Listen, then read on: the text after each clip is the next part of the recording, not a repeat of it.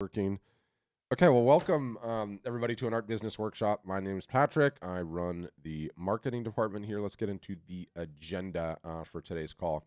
I've been sick all week and my voice is like a little scratchy. So to save myself for the Q&A, I'm gonna play a video up front. I normally do it live, but like I say, I'm a little bit low on energy this week. But it's a really good pre-recorded section, and that'll be a video to start. As that thing's rolling along, you'll notice. At the bottom of your Zoom window, there's a chat bar, right? And that brings up this Zoom chat thing. If you've got questions as we're rolling along, feel free to throw them in there. We see those in real time. We can respond to them in real time. Also, as things go along, we'll often throw links in here. If it's like a report or a video or a website or a PDF or whatever it is, we'll throw links in there as we roll along. And then after that, we can get into Q&A. And I think also to in a little bit, we'll have Joseph from our outreach team that knows all like the bell and whistle questions that are not marketing related, not my department. So we'll have him on as well, and I think we can just get right into it. And I will see you guys in the Q&A portion, and looking forward to it. So go ahead, April.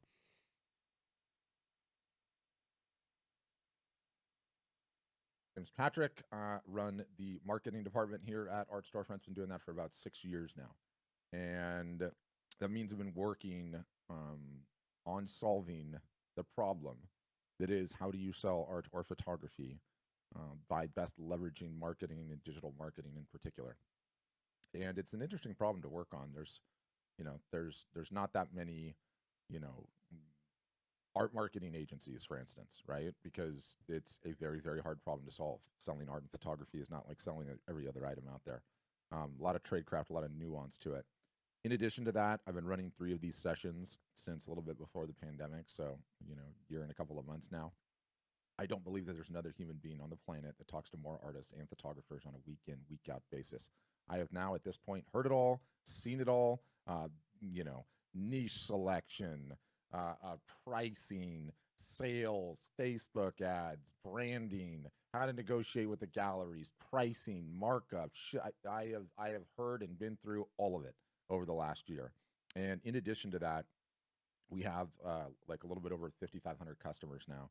And one of the things that we do a great deal of is studying the ones that sell the best and studying quite in depth. For instance, who's capturing the most emails? How are they doing that? Excuse me. Who is the best on Facebook? Who is the best on Instagram? What are they posting? What kind of activity are they getting there? Who is selling the most art, period? Who is selling the most classes? Who is selling the most originals? Who's selling the most commissions? Metal prints, canvas prints. And you do all of that collectively. And why am I bringing all of this up? I think I can help you. I think today's Q&A after I'm done with the presentation can be insanely valuable. I think if you're struggling with something, I probably have a solution that can put you on the path. And I mean that in the biggest non-sales pitch way ever. I don't care if you ever do business with Art Storefronts, if you ever become a customer. I want the session to be valuable. I want to try to get you on a path to growing your art business to where you want it to be. I honestly believe that I can help you. So the Q&A will happen sort of after the presentation, and love for you to think about whatever questions you have, whether you've never sold your art before and you're just trying to get into it, whether you had robust sales pre-pandemic and the pandemic crushed you, whether you're struggling with a question of niche selection, what style should you be doing, or you're struggling with how to price your work, or you're struggling with how to get attention to your work, which, let's be honest, 100% of you guys are struggling with that. Every single solitary artist and photographer is struggling with that.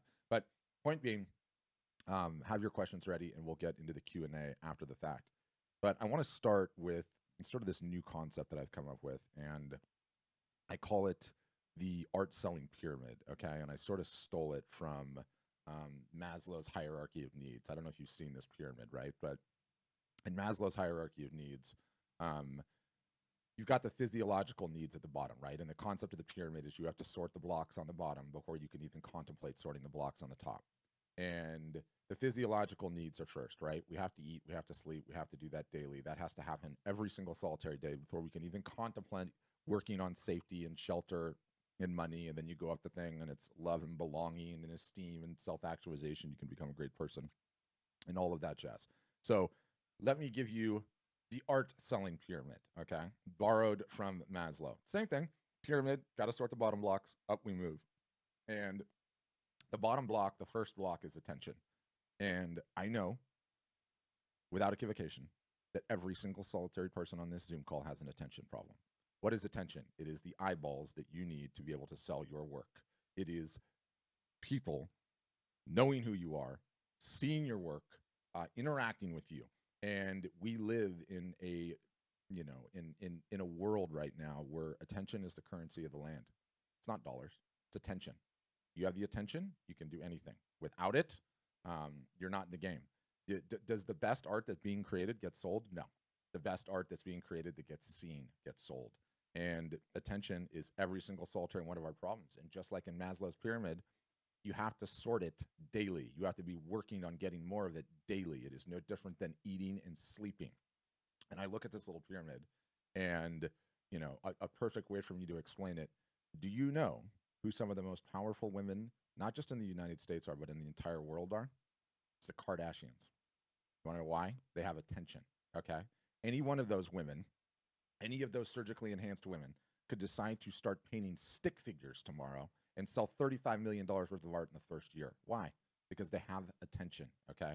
They understood what the currency of the land is. When you have the attention, you can do anything. Attention comes in two forms: rented and owned. Rented are YouTube subscribers and Instagram fans and Facebook followers, any social media followers you have on any of those sites. Why is it rented? It's rented because you don't own it. They can change the rules at any time. Still very important, but it's rented. The other kind of attention, the owned attention, really email addresses, most importantly. Secondarily, snail mail. And for some people that do text message marketing, it's phone numbers. But you have to work on building your attention day in, day out. It is a quotidian job. And ultimately, it's the biggest problem that every single solitary one of you on here have. Some of you think you have a website problem.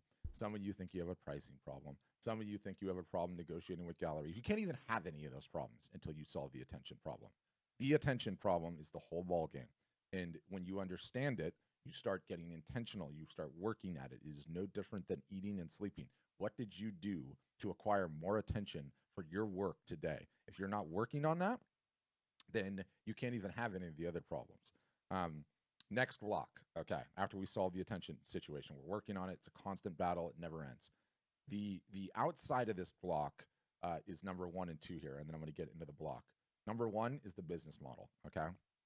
I believe that an artist or a photographer, if they want to build a successful business, has to understand the business model. The business model is selling direct, by which I mean you, the artist, the photographer, selling directly to your end customer. You retain the data on your end customer such that you are able to market to that customer in perpetuity. Many people, the way that the industry worked traditionally forever, it was people that did not retain this information.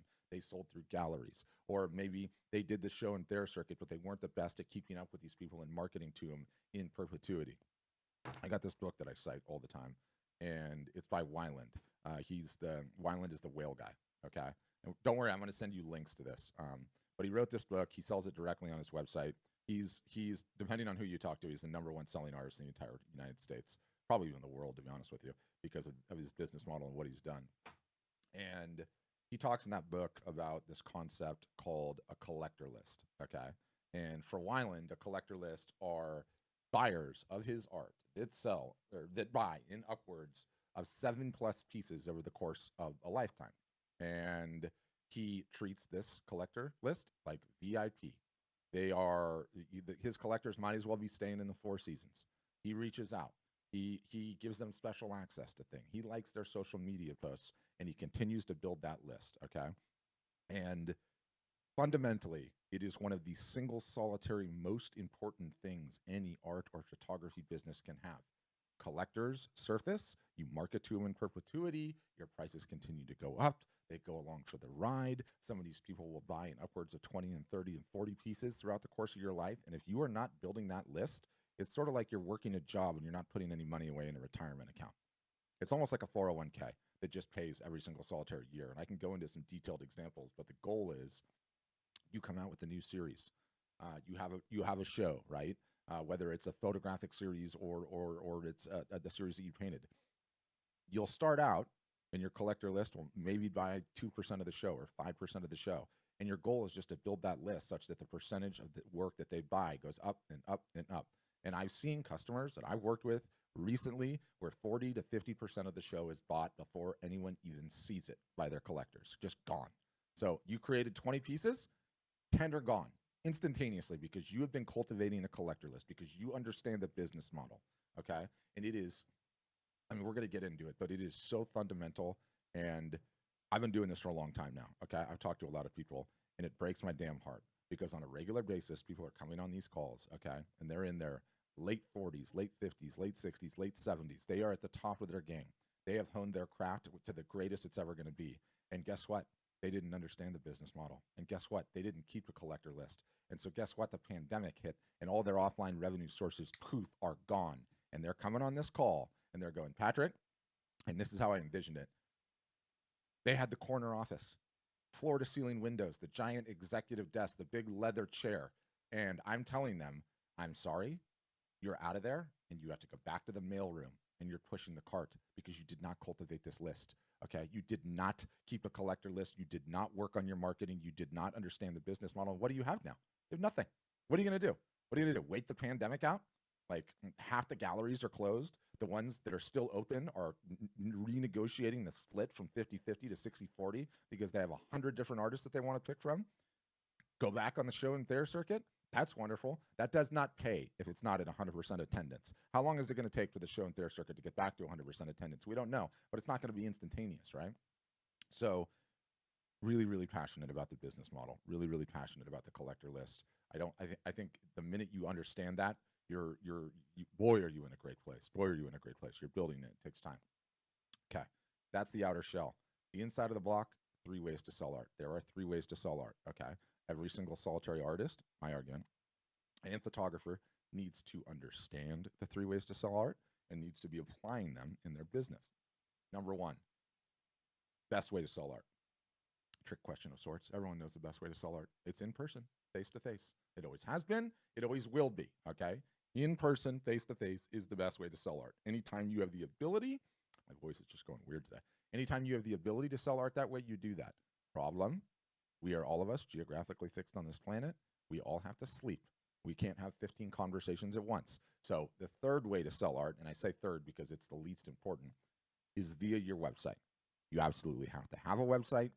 The website solves for these problems when you're asleep, 15 people at a time, and for many of the geographic problems. The second way to sell art, okay, the newest way to sell art, the one the entire art selling world is trying to figure out right now, the greatest advancement in selling art since forever is exactly what we're doing right now.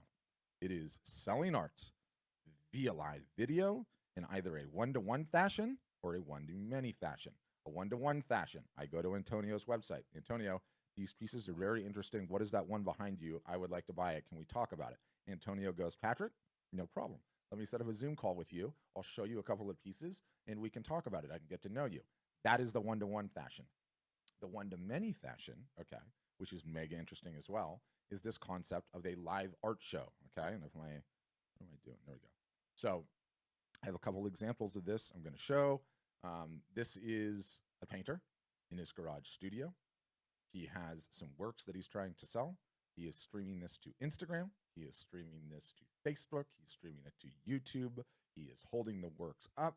He's talking about them. People can leave comments. They can purchase them. This is one particular type of these sales. This is a customer and a good friend of ours named Matthew Locke. We've run a number of these different initiatives with him. In addition, okay, to this concept of doing it in your studio, what happens if you have an actual show? He had an actual show in the middle of the pandemic. Now, attendance was limited. A bunch of people couldn't travel, so the attendance to the show was light. He still sold a bunch of stuff. The day after the show, what do? We turn the cameras on. He grabs a glass of wine, wears this ridiculous sleeveless shirt. I always make fun of him for the sleeveless shirts. I can't help it. I think it's funny. And what is he doing?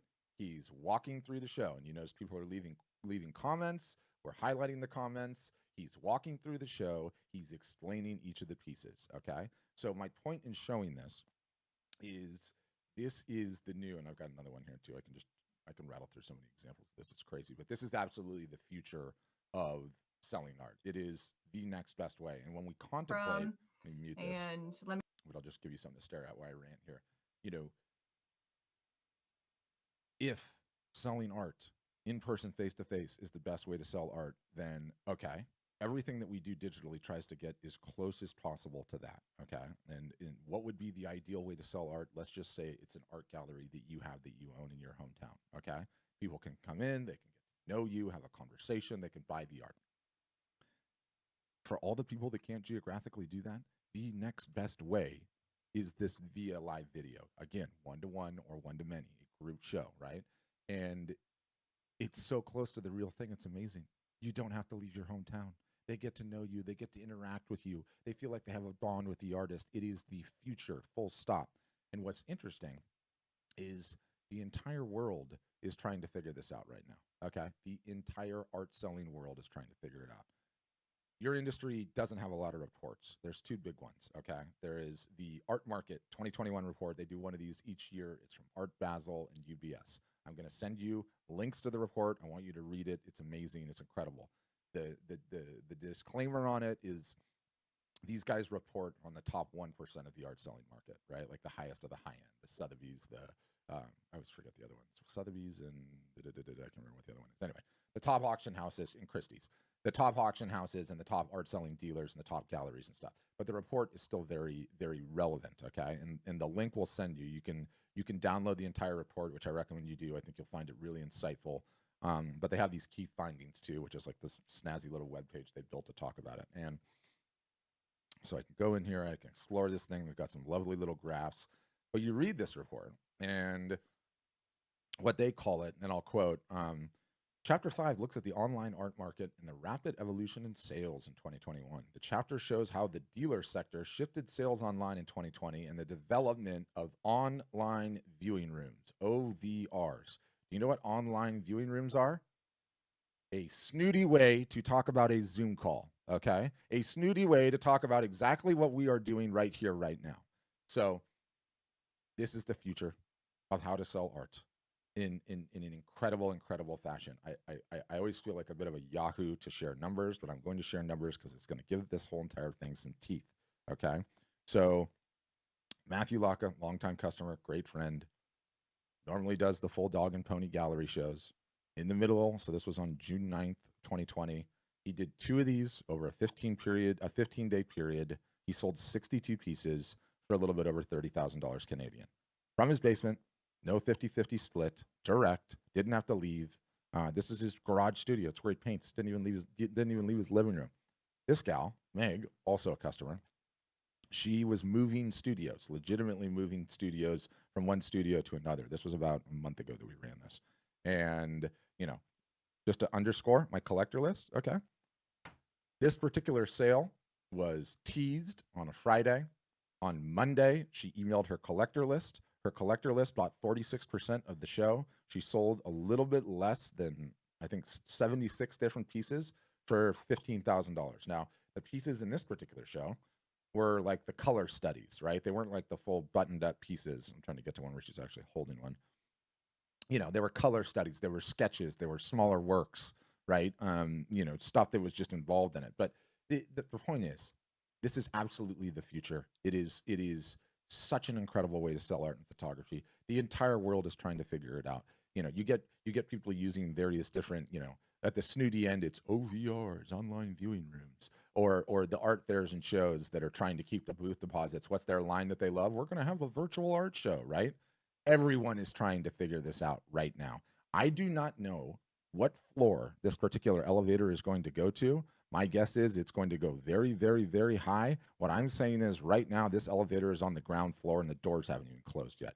The whole world's trying to figure this out. And there is so much tradecraft to it. I can't even begin to tell you. You know, this particular Zoom call, I have all you guys in a Zoom call right now, right? This is also being streamed to 2 YouTube channels, to a Facebook channel, to Twitter, all at once, all simultaneously.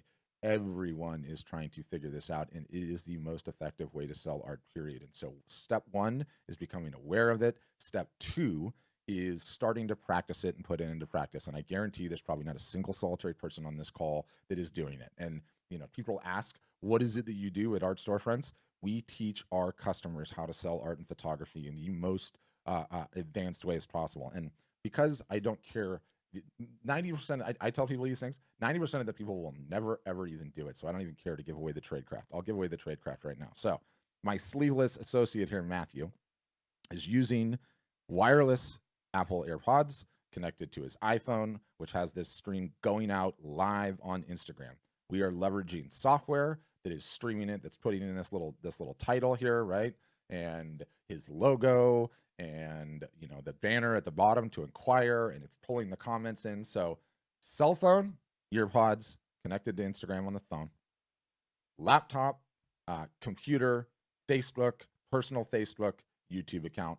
All of that goes down all at once simultaneously. And you can see there's numbers here. If the number 2 thing goes away, he's even got little numbers here. Why? Because the people on Instagram can't see the graphics that we have on the screen. And so they need to know, okay, was that number 2 or number 3? You can't really see it, but it's like right behind here. There's like a little thing. Yeah, there it is. See, number 5. And we're on number 5. So everyone knows. There's a million little things like that. What is the best combination of the technology? How do you announce it? What do you do during the course? And don't worry, I'm going to send you guys, excuse me, I'm going to send you these shows after the fact so you can watch them and pick up what you like. But this is absolutely the future, you guys, and it is completely changing the game. And you don't need to leave your house, and there are no booth fees, and there's no loading up the car and driving somewhere and staying in some crappy hotel and eating crappy food and then hoping you're going to see an ROI.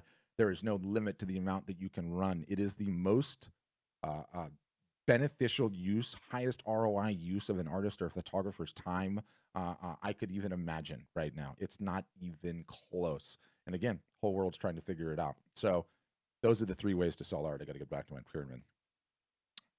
Bear with me. You have to be running all 3, and you have to be doing all 3 consistently all year long. So we start by constantly gathering attention. We start by recognizing the business model, collector list, as well as the 3 ways to sell art. Then we get to the top of the pyramid, which is everything else. What do I mean, everything else? You have a brick and mortar gallery that's working out for you, that's bringing in revenue to your business. Fantastic. We love revenue. I have never met a revenue source I don't like. Keep it going. But it's in addition, okay, not in lieu of working on attention, not in lieu of working on the 3 ways to sell art and building your own collector list. What if it's an online gallery? Maybe it's Saatchi or Fine Art America or Redbubble or Etsy or any of the others. Is it bringing in revenue? Fantastic. I've never met a revenue source I don't like, but it's in addition to everything else, okay? It's in addition to getting your own attention. It's in addition to the 3 ways of selling art.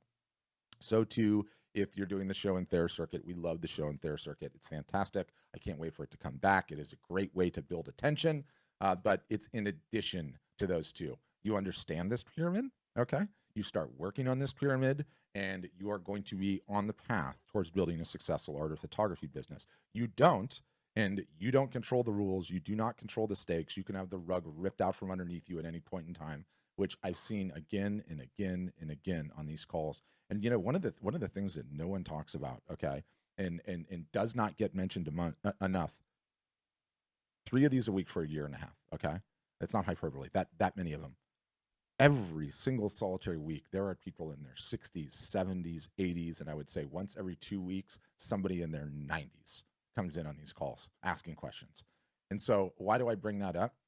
Understand the perspective of how long you guys are going to be artists and photographers selling your art or photography, okay? You guys don't go through midlife crises. Doesn't happen to creatives. You don't decide all of a sudden you're going to stop being a painter and you're going to go rent jet skis in Florida for the summer and that's going to be your job, okay? So when you have the perspective figured out that you are going to be working at this for the rest of your life into your 90s in many cases, it underscores how important it is to understand this pyramid, to start working on this pyramid. And guess what? It's not going to be easy at first if you're just getting started. It's going to be a pain in the butt. I'm looking at Rick there, and Rick, if you have not been building that list the entire time, when I'm telling you have to learn how to email market and social media market, and you need to start doing it on a regular basis, that could be frustrating, but it's not frustrating when you got another 25 years of growth in this doggone business. So what does Art Storefronts do at the end of the day? We teach you how to do the pyramid. Yeah, we give you a website. And yeah, we put you into a university where there's no graduates because the learning never stops. That's really, in a nutshell, who we are, what we do. All right. Thanks, guys, for indulging me on the the replay video saved my voice a little bit. I appreciate you for it. So in just a second, we'll open things up for Q&A. If you're one of the brave ones that has your camera on, you can do the old school hand raise. If you've got a question, we'll see that, and we'll be able to call on you. For everyone else, at the bottom of your little Zoom bar here is a reactions button, and you can hit that reactions button, and that allows you to raise your hand digitally, and then we kind of form a queue, and that lets me know, hey, you've got a question. All right, I'm on with my video now. Joseph, mute yourself for a second. Thank you. And in addition to that, you don't have to turn your camera on if you don't want to. If you want it to just be audio, that's totally fine. If you want to just throw questions into the chat, you can totally do that too. If you're one of the ones that's watching on the various different social media sites, we see those too. You can see Leslie and I have been having a little chat in here. So we see your comments too. We're more than happy to take all of them. As I teased earlier, we've got Joseph here. He's from runs the outreach team here at Art Storefront, so he runs the team. If anytime anybody talks to anyone on the phone, it's a member of Joseph's team. He knows all the ins and outs and bells and whistles and pricing and everything that I don't know. So good person to have on, and he can apply a bunch of learning lessons as well. So Joseph, you can say hi. Hey everybody, good to see you. Happy to answer any questions you guys have. Happy Friday. Happy Friday. One of the things that I said earlier that maybe was glossed over, maybe some of you guys weren't on the call yet, there is no better time to sell art, to sell photography than Q4. What is Q4? The last 3 months of the year, the fourth quarter. I've been doing this for a long time now. Okay, I've got 5,500 customers at Art Storefronts now that I get to study their data. My team studies their data. I get to see how much art is sold in the fourth quarter versus the other three. For some customers, they sell more in the fourth quarter than they do the other three combined. Some, it's like half of their sales. And you have to understand, it is going to be everyone's best fourth quarter period with one disclaimer there, which means obviously you have to be marketing and attempting to sell your art. And the reason I bring that up is, let's say $100 was spent pre-COVID, okay? And let's say 70 of the $100 was spent in retail stores and 30% of the money was spent online. So you would say e-commerce penetration was around 30%. What happened as a result of COVID? E-commerce penetration registered essentially 10 years of normal growth. So if the pandemic never came along, e-commerce growth as a total would have gone from the $30 to $31 to $32.50 to $35, and then 10 years later, it would be at like the 50-50 or whatever. The pandemic ushered in 10 years of e-commerce growth overnight. Boom, happened just like that, and we're not going back. No one's going back to the good old days, regardless of what happens this winter, whether COVID flares up again or not. And so you have the opportunity as an artist that understands the pyramid, as an artist or a photographer that's selling direct, as an artist or a photographer that has their art up on a website and is doing marketing, to participate in that increase in e-commerce adoption, i.e. to have the single solitary best Q4 you've ever had in your life. And I would also say we used to live in a civilized world, okay? We used to live in a civilized world where we would spend Thanksgiving with our families, and then the next day, the shopping thing would start, right? And everybody would start on Black Friday. And then a couple years after that, all of a sudden, they invented a holiday called Cyber Monday. Where the heck did that come from? I don't know. But now you've gotten a whole holiday invented out of whole cloth called Cyber Monday. And then once that ends, it's a blitz until Christmas. Like, get your Christmas gift, Christmas that, da, da, da, da, da. That's how it used to be. And even that was civilized. Now, what's happened over the last 10, 15 years is one brand, one merchant, somebody in the mall figured out hey, if we run our sale the week before Black Friday, we'll get the first crack at all those dollars, right? And so some company did that first, and then the next year, 500 companies followed them. And now, essentially, we get into October, which is 7 days away, and sales, everything's just on sale. Everything is just on sale. And, the way to think about it is, everybody's seen the movie Jaws, right? When the detective is on the back of the boat and he's shoveling the guts into the water to attract the shark. That is what every single solitary business that has anything to sell this holiday season starts doing literally the minute October starts. They are throwing those blood and guts in the water, which is meant to bring all of us and get all of us a little bit closer to getting that credit card out of the wallet. And it's a little bit closer than it ever would be before. And it's ready to slide, right? Like we're looking for ways to spend.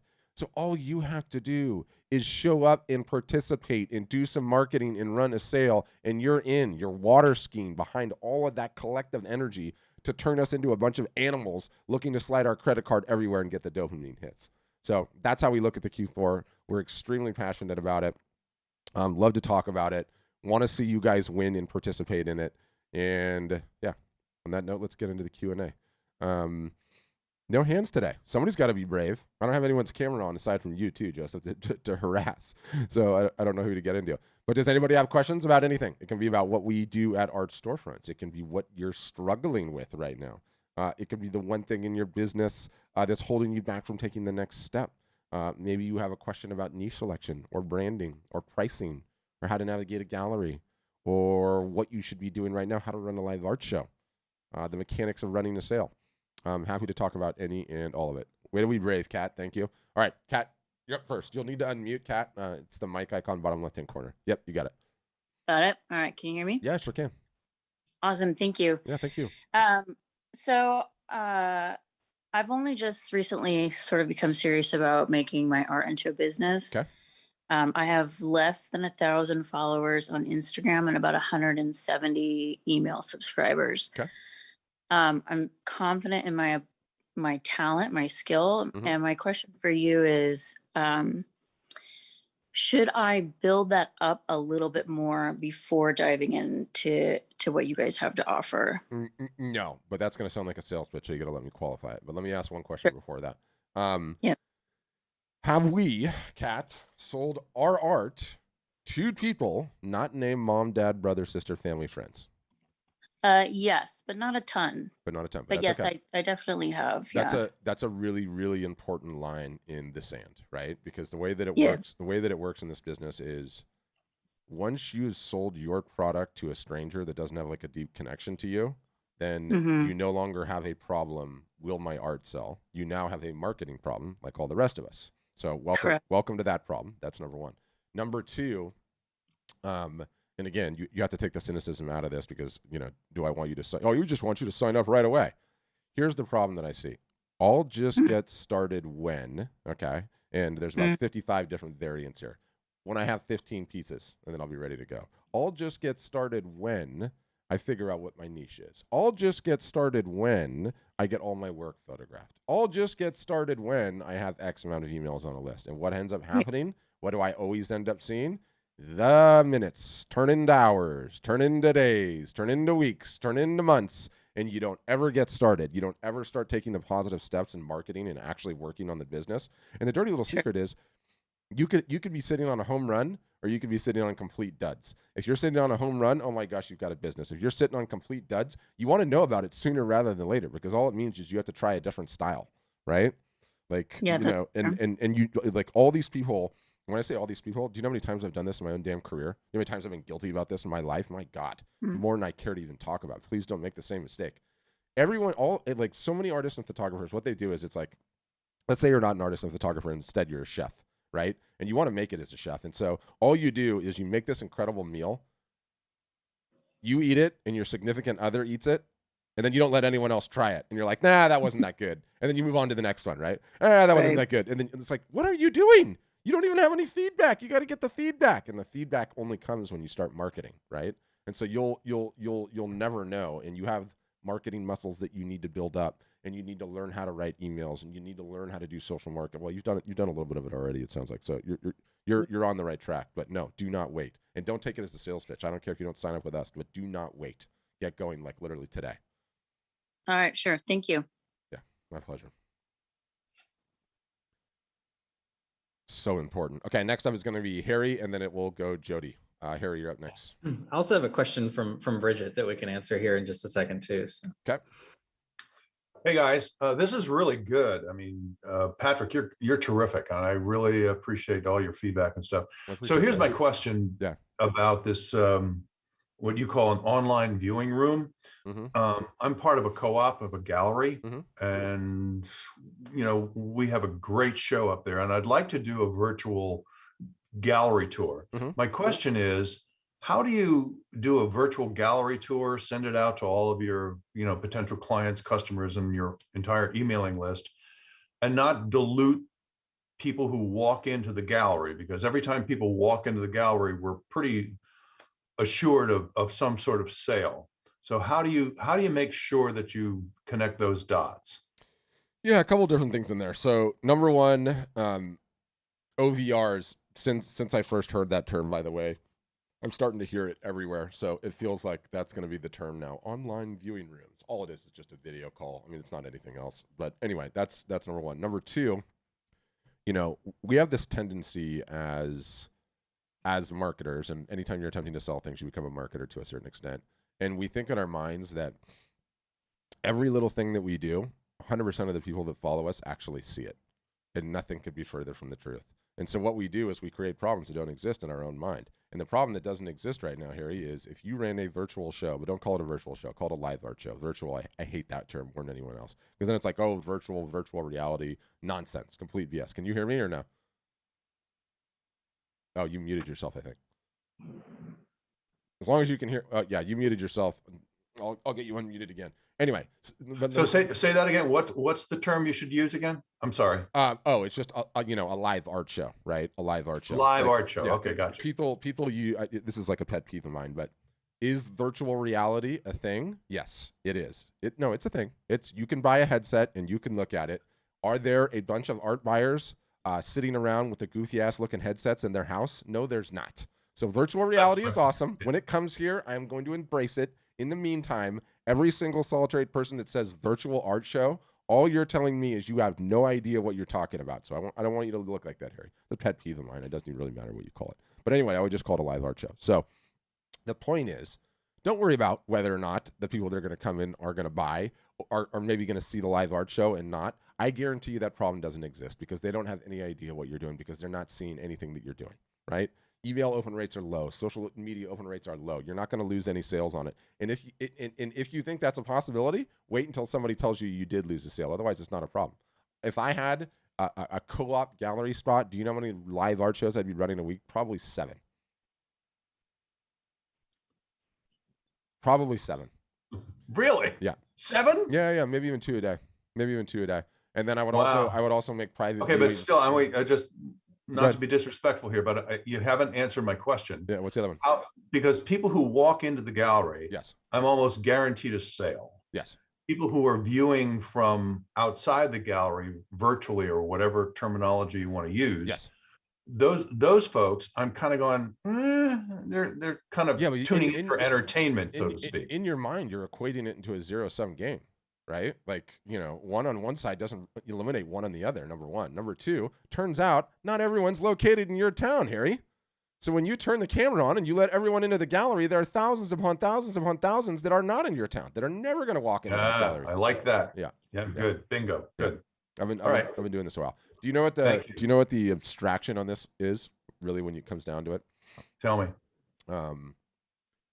Your gallery, okay, and I love your example because you have a co-op gallery. Like, what is the best way to sell art, right? It's in person, face to face. Really, what is the best way to sell art? In person, face to face in a gallery. That is the ideal way to sell art. There is no better way to sell art, right? Period, end of sentence. But again, you're geographically fixed on this planet, so there's a finite number of people that you can do that to. Okay, fine.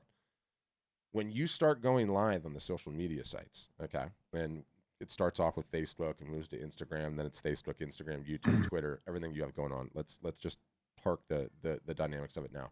The way to think about it, okay, is going live on the socials is just you opening your gallery inside the mall, okay? And what happens, why do businesses go to the mall, right? Because you are able to benefit from the serendipity of somebody in the mall going to the food court to have lunch, and somebody in the mall going to return a pair of shoes, and someone in the mall going to the pet store. And because Harry's in the mall and his gallery is open and his doors are open, People can come in from whatever the heck they were doing, see his art, and you're able to capitalize on that serendipity, right? Yep. So the mall is just the social media site. And instead of me going to the food court, I was on there looking at cat videos. But because Harry was having a live art show, his gallery was open at that moment. I'm able, as a result of serendipity, to walk into his show, get to know him, ask him questions in real time. Yep. And I can't remember what I had on the video, what I showed, but it is so insanely powerful when you actually have a gallery. I mean, it's the next best thing. And you can be on there and you can be talking to people live. And if somebody walks into your gallery, you can say, hold on, person, and have a discussion with them. You don't need anything more than this and a decent internet connection in there to do it. And you should run one today. So not to monopolize, but just if I could do a follow-up question here. Please. How do you make sure that you get that reach? Because the issue we have with this particular gallery, or any artists really out there this pertains to, I think, the fact of the matter is you have this kind of sphere of clients and customers within your own area. Yeah. Your own geographic area. Yep. So how do you increase that reach? Because I think that's a great idea. This is wonderful information you're giving out. Yeah. Do you know what I'm telling you? I'm telling you, Harry. Yeah. I need you to learn how to ride a bike. And do you know what we would do if I needed to teach you how to ride a bike? I'd open the garage door. We'd take the bike out into the street. I'd say, sit down, Harry, start pedaling. Do you know what you're asking me? What's the best time of day to ride a bike? Okay. Is this the best bike in the history of bikes? So what you're saying is you're not going to hit a home run straight out of the box. You may get on first base, but hey, at least you're on first base. You're going to be running thousands of these. The future of selling art and photography. The die is already cast. I've never seen anything like this. I've been doing it a long time. Everyone needs to run thousands of them. Thousands. Thank you. Yeah. And you should check us out too for a while. I don't know how the co-op gallery works, but you should probably check us out too. If you're doing well and you're in a gallery, we can help you. Jody, you're up next, and then Bridget, we'll circle back to your question. Go ahead, Jody. I want to unmute. Gotcha. I've been painting for many, many years, like something over 20. I'm kind of embarrassed to actually sit there and count. I have probably 200 Instagram followers, maybe a little bit less. Okay. Have sold work from my home to strangers. Okay. And I have been in galleries, but that was many, many, many years ago. I haven't been in galleries in at least 20 years. Okay. If I signed up with you, how would you start me off? Like, where do we start with this process? Oh, you start doing the whole process. Yeah. Everyone always asks well, what's the plan? Where are the new buyers going to come in? Everything else. Essentially, if you want to make it in today's day and age, you need to learn how to market. Okay. And we can go into the specifics of what marketing is, but at a macro, you need to learn how to gather emails. There are strategies to gather emails digitally, and there are strategies to gather emails in person. You need to be emailing those emails. There are templates, and there are text, and there are ways to email, and there are times of day to email, and there's techniques there. You need to learn all of that. You need to learn how to what we call omni-channel market. Now, omni-channel marketing is essentially when you send an email, you also have to have a social post that dovetails with the messaging such that your message is consistent in omni-channels. And so we have to teach you how to do that. That takes some time. You have to start marketing consistently on the social sites. You have to have a balance of not just posts that are awesome and show your process and show who you are and show what you like and what you're into, but also sales. And there needs to be a balance of that. And you need to do that consistently all year long. Then you need to learn to run the mechanics of how to run a sale. Things like, beforehand, how do you think about what the discount is? How do you think about what the scarcity is, i.e. how long the sale runs when it ends? You need to figure out how to tease a sale, how to announce a sale, how to extend a sale, what to do before, after, and during to get the most ROI out of a sale. I have to teach you how to do live art shows. Then I have to get you over your fear and terrifying nature of being on video, which we all have, right? Then I need to get you comfortable at doing so. And most importantly, I need to get you doing all of that consistently, week in, week out, which you've never done in your entire life, Jody. No one ever has. Okay? Right. No one ever has. Everyone loves to talk about, all artists and photographers love to work on all the problems except the only one that matters. The only one that matters is the marketing. That's it. And so, do we have an awesome software product? Yeah, we do. Does it have all the bells and whistles in the world? Yeah, it does. Is all of that worthless if we don't fix the marketing problem? Yeah, it is. So we're really just a university. We're essentially, what you're paying art storefronts to do, I'm just a trainer. You're paying us to be a trainer. And what happens when you pay a trainer? One, money changes hands, so you're not going to just blow the session off. Two, there's going to be a detailed workout of things you're going to need to do. Three, I'm going to have a whistle and be yelling and poking and prodding. Four, I'm going to be keeping you accountable. Okay. Five, I'm going to be calling and texting and harassing you if you're not showing up. And that's what all of you need. That's what all of you need at the end of the day. That is the only way that you're ever going to get there. And I know this because I talk to hundreds of you. I know this because I look at all your websites and no one ever, ever, ever markets consistently. Ever. And the ones that do, maybe it's 1 out of 100 artists or photographers markets consistently, and they're still missing because they don't know the latest, greatest techniques and tactics. So that's the ball game, Jody. That's the ball game. That's what you need. That's what you're paying for, and it'll never stop.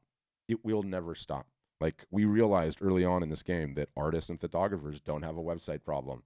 They all have a marketing problem. And if we want to build a good business at Art Storefronts, turns out you have to have successful customers. The only way we can do that is solve the marketing problem. That's what we do. We're a trainer. Okay, fair enough. Can I ask what the cost is? Yeah, absolutely. We can go into that, Joseph. Yeah. So we have different plans kind of for you to come on wherever's financially comfortable. On our lower end here, I'll give you the promotional pricing too. So our entry level option generally has a one-time activation of $1,750. We do have that knocked down to $1,000 right now as a one-time fee, so you don't pay that again. And then $44 a month ongoing. So you can start there. We have options that go all the way up to, on the high end, one-time activation of like $4,000. Have a really big discount on that right now, where you could start for $26.99 and then $59 a month. And that's like the whole, kind of kit and caboodle, every feature, bell and whistle that we offer. We do have like a giant feature list you can check out, but that's got everything on the upper end, including all future features. So you can start there if it's in the budget, or we have options that you can kind of get started and then upgrade. Just you start with a few less features on the entry level, but you can always add those bells and whistles down the road. So it's just a way, like Pat said, the sooner you get started, especially this time of year, like seriously, if you guys want to sell your art or build your following, like now's the time. More people online, more people shopping and buying. It's just Christmas, Black Friday, Cyber Monday, all those times. Never fails every year. Just get in the game is what we encourage. Even if it's not with us, just participate.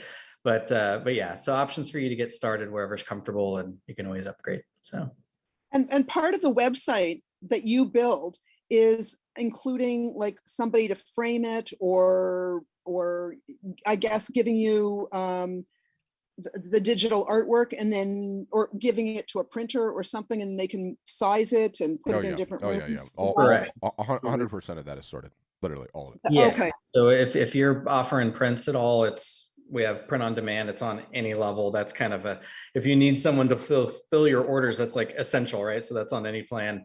And yeah, you just upload your image, it analyzes it, populates all the sizes and the price. It's really nice and a lot easier than a lot of other things out there. And yeah, then when someone orders, they'll just print, frame, ship it automatically for you. So okay. I feel like what we don't, thank you, Jody. I feel like what we don't talk about enough too is like, remember when I was talking with Harry earlier, and it's like, what's the best way to sell art? It would be in a gallery, in person, in your hometown, right? Like, every artist and photographer out there, their fears in life in order are death, taxes, public speaking, and having to build another website, right? Like, everybody hates building a website. I totally get that. The good news with us is that you're not really building a website. There's not a whole lot to do. And when I was talking to Harry earlier, like, our websites are set up, surprise this, to look exactly like the art gallery experience in the real world. What happens when you walk into an art gallery? What do you notice about an art gallery? Plain white walls, nice lighting, maybe some nice furniture, maybe some sculptures. And that's it. Very, very simple, minimalist. The art is front and center. And so with us, you're not really building a website. All you're doing is putting your logo up, uploading the work, putting the About Me section in, and starting in on your marketing. We get most people up and live and ready in 14 days or less. And when I look at all the rest of your guys' websites, they're like, one of the things that we do as a marketing team is people fill out our form and give us the information. And we go and we study your websites. We look at the websites, we look at the social media and what marketing you're doing, everything else. But let's focus on the websites. Do you know how many websites I look at, that have so much goofy nonsense and fonts and colors and ridiculous sliders and all this other silly stuff? Show me the art gallery that you've ever walked into in your life that has a bunch of different colors on the wall and goofy things hanging around everywhere to take the focus and distract you from actually looking at the art, right? It's crazy, but that's what everyone uses. So the website process is very, very easy. Jody, we do a demo process. This session is important because I feel like, one, you have to understand, you have to be able to nod your head and say, okay, these guys might know what they're talking about. Number two, you have to sort of understand the premises of that pyramid that I said, because if you don't nod your head on that, I don't know how you make it in this business long term, right? But the demo process is what you do with Joseph and his team. It's an hour-long Zoom session. They'll cater the whole thing to you. You get to see all the bells, all the whistles, all the back end, all the front end, all the printing, all the integrations, of which we have a whole bunch of awesome stuff going on. But ultimately, we charge what we charge because we care about you being successful. And the only way to make you successful is to train you to be a competent marketer. And it turns out that is a full-time job. It requires so much to do that. And that's what we invest in. And we believe that is the difference that sets us apart between everyone else. You can get a website anywhere. You can upload your art to a marketplace anywhere. You can attempt to go and sell in a gallery anywhere. How is that working out for everybody? It doesn't, because you're not solving the marketing problem. So yeah, I ran about it, but yeah, that's what I would say. Okay. Well, thank you. I Yep. appreciate that. Yeah, my pleasure. Okay. Okay, Greg, I see your hand up too. We'll get to you next. The one thing, I think that probably answered your question, Bridget. I might as well unmute Bridget because she's been asking a bunch of questions. Bridget, I'm going to unmute you. Let me know if that answered all your questions.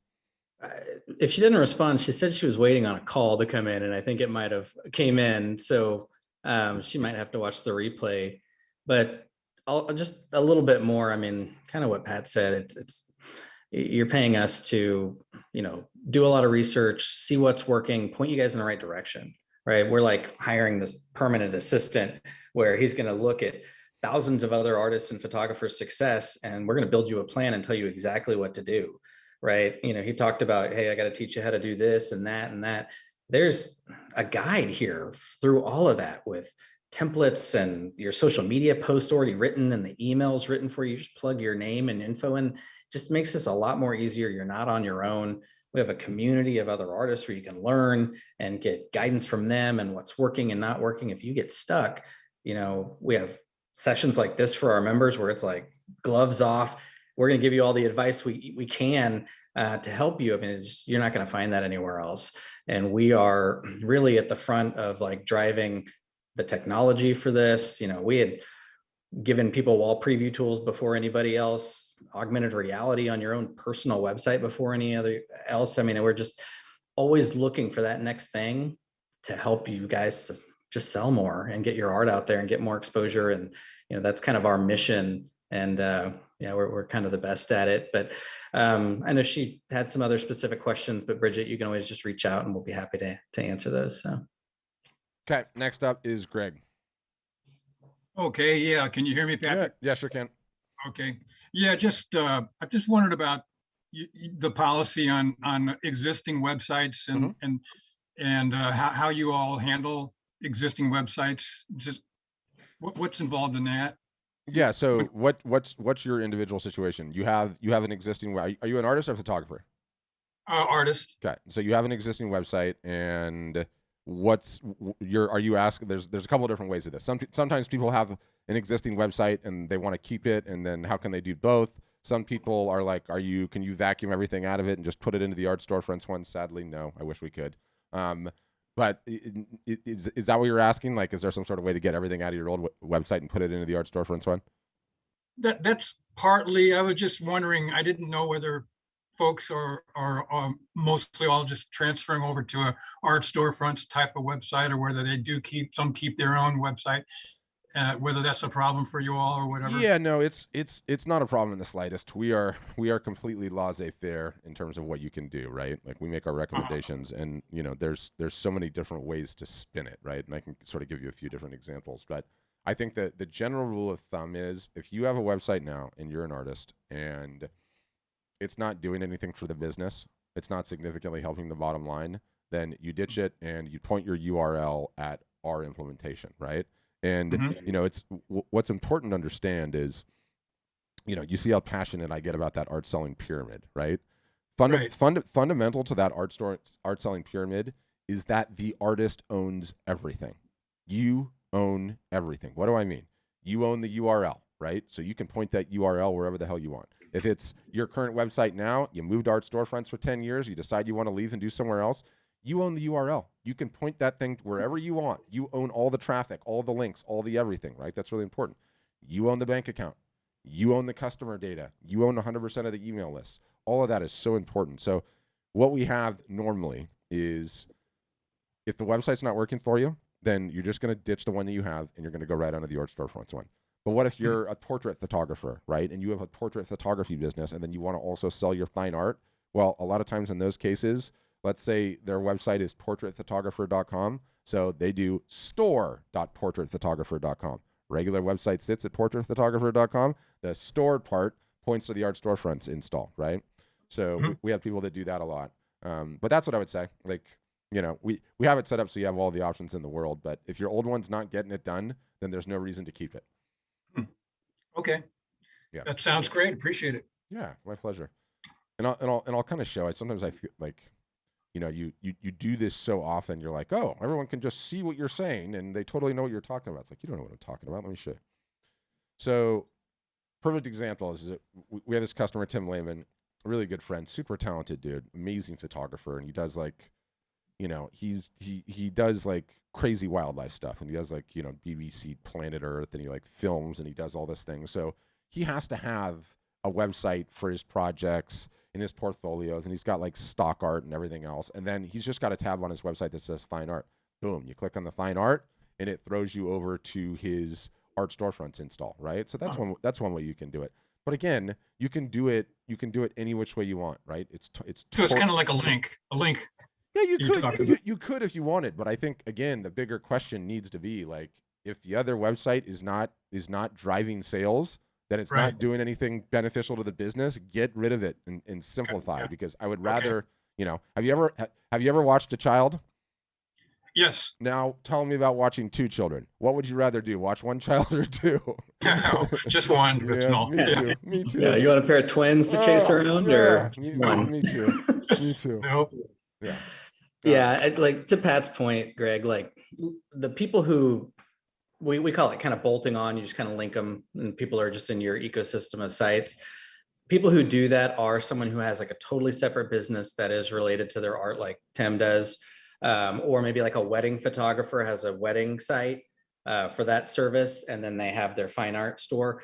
So if there's two separate things kind of going on, but they are cohesive together, then it probably makes sense to have both. But a lot of times, you know, if you're selling art and now you just want to have two sites, you're kind of adding clicks for your buyers, and it's more work for you.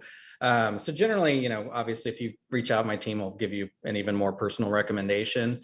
But a lot of times when you come on board and when you're setting up and working through it, it starts to be really obvious if you should have one or two. But it's totally what's best for you. I was just thinking, so I do all kinds of different things like academic portraits, sci-fi landscape, traditional landscape, still life. And so is it possible to have too many different avenues? Absolutely not. Absolutely not. Absolutely not. Absolutely not. And I love this question because, you know, everyone thinks like I need to have a particular niche, right? And I'll just get started when I have my particular niche, right? And you know, I can't figure out should I have separate websites for all my niches? And what you realize when you're in this business for some portion of time is that you are the brand as much as the work is the brand, right? Greg McNair is the brand as much as the work is the brand. And so people end up following you because they dig what you put out creatively. They don't give a damn if it's a painting or if it's a photograph or if it's a sculpture, if it's a book, if it's a course, right? That's number one. Number two, you'll never know which of your particular niches is your primary revenue driver until you start actively working on the marketing, right? Everyone thinks that they can decide what their niche is just because it's the one that they want to do, or it's because someone told them it was awesome. You don't know. You haven't actively marketed it. You haven't had enough people come and tell you what your niche is. And you know what's crazy? I've seen everything under the sun. I've seen some people that no joke paint, they take photographs, that they paint on the photographs, and they teach classes. And they're like, I don't know what my niche is. What should I do? And I'm like, put it all up on the website and start selling it. And guess what happens at the end of the year? Sometimes Pareto's law wins. 80% of the revenue comes from 20% of the pieces. Okay, you can decide at that point in time, do you want to be in that niche? But guess what? Sometimes the exact opposite happens. Like 10% of the income from the site is on this one, 40% is on this one, 35% is on this one. And it's like, guess what? You're the brand. They love what you're putting down. They can all be thought of as separate revenue sources. Pursue all of them. Do more marketing, right? So you see all of the above, which is really cool. Okay. Yeah. Yeah. Great. Yeah. Okay. I think that's about it at the moment. Okay. Yep. You should get a demo. Check it out. We can Okay. we can definitely help you. Appreciate it. Thanks. Thanks, Ray. You know, one of the other things that I always say on the website, which is so important. I mean, I don't like talking about this stuff, right? Because every artist, every photographer out there is like, ooh, I've got a website problem. If I just fix the website problem, then my business will change. And then along comes Art Storefronts, and we have all these bells and whistles, and you're like, ooh, if I just have those bells and whistles, my business is going to change. It's not going to change. You still have to do the damn marketing. There's no shortcut, okay? But why you would use our website instead of another website, once you do the demo and you start to see all the features, you realize some of the things that we have that are a little crazy are, we have this thing called Art Buyer AI, okay? And the easiest way to explain it is, pretty much everyone's been into an Apple store, right? Joseph, you've been into an Apple store. Everyone's been into an Apple store, okay? Art Buyer AI is, let's think of your website as an Apple store, okay? And Art Buyer AI is a video camera in the upper right-hand corner of the Apple store, and it sees everything that's going on in the store. And so let's say Joseph comes into my store, into my Apple store, and Art Buyer AI watches him the minute he comes in the door. And what he does is he comes in and he picks up an iPhone and he looks at the iPhone and sets it down. And then he picks up an iPad and he plays with the iPad. He's like, oh, that's cool, sets it down. And then he picks up a MacBook Air, plays with the MacBook Air, sets that down, buys the iPhone and leaves. So what happens is the Art Buyer AI sees this and it sends a little notification to you on the back end. And the notification would say, hey, Patrick, just to let you know, Joseph just walked into your store. He looked at the iPhone, he looked at the iPad, and he looked at the MacBook Air, and then he brought the iPhone and he left. Here's the email that we think you should send to him. Boom, it pops up on your screen. And the email says, hey, Joseph, thanks so much for your purchase of the iPhone. I really just want to thank you for being a customer. I couldn't help but notice that you also looked at the iPad and you also looked at the Mac Airbook or whatever I called it. Just to let you know, we do like a first-time deal for first-time customers. You could have gotten a significant percentage off on those other two items. So I don't know if you're interested in those things or not. If you are, I'd love to have a conversation with you about it. Otherwise, can't wait to ship you your product and look forward to talking to you about it, and hit send. Or you can edit it as you see fit. And it's like, that's one of the hundreds of different features that we have. And you don't get that if people are spending all their time on your other website, right? You need them on the home court advantage. So yeah, some of the bells and whistles that we have. That's what I got. What do you got, Joseph? On a Friday. It's called Art Buyer AI, Harry.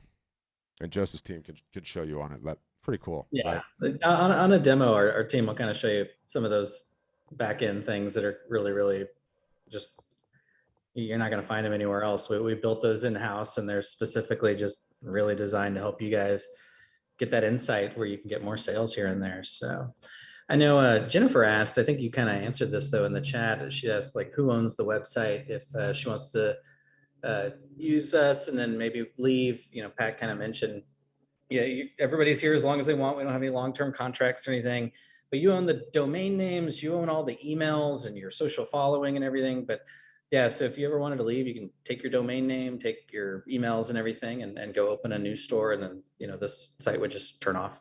So yep, with us you own it all. Very, very important. Your business. There's a lot of things out there that aren't that. Yeah, it's tough. Yep. Summing things up, folks. You all have a marketing problem. If you don't fix it, the business is never going to grow. I talk to hundreds of you guys week in, week out, and what do I notice time and time again? It's like your art business, your photography business is a house. It is a house without a roof.